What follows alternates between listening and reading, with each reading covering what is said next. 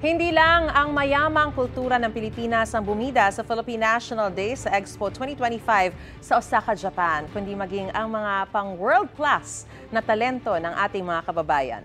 Live mula sa Osaka, Japan, ay unang balita si Katrina Son. Katrina, ohayo gozaimasu!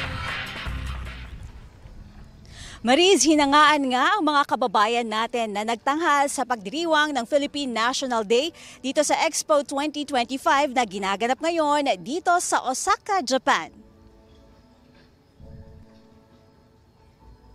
Inabangan ng ating mga kababayan ang Philippine National Day na idinaos sa Expo 2025 sa Ray Garden dito sa Osaka, Japan.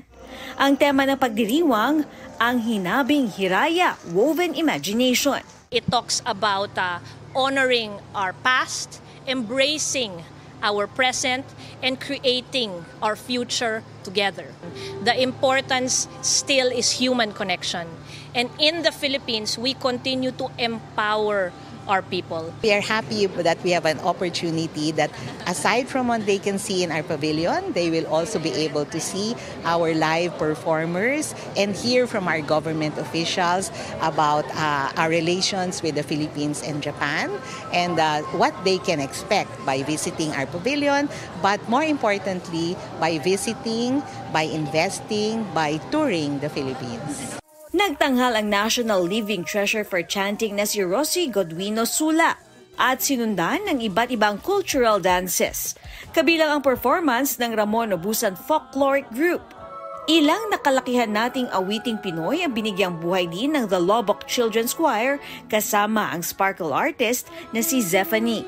Pinalakpakan din ang pagtatanghal ng The Voice Season 26 champion na si Sofronio Vasquez. May pop-up performances din.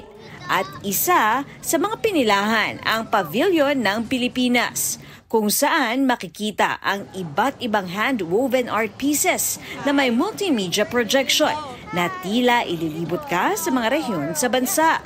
Kasama rin sa tour experience ang hilot o massage. Mayroon ding hain kung saan inihahain ang pagkain Pinoy at interactive activities for the complete tour package. Mariz, kasama ko nga ngayon si Kokoro. Siya ang mascot ng Philippine Pavilion dito sa Expo 2025. Dito yan sa Osaka, sa Japan. Mariz, bukas itong Expo 2025 mula 9 a.m. hanggang 9 p.m. araw-araw yan. At magtatagal ito hanggang Oktubre. Kaya naman sa mga kababayan natin na nagdanais na magpunta rito sa Osaka, huwag niyong kalimutan na bisitahin ang Expo 2025 at syempre puntahan ang Philippine Pavilion. At yan muna ang latest mula rito sa Osaka. Mariz. Arigato gozaimasu, Katrina Son. Maraming salamat. Gusto mo bang mauna sa mga balita?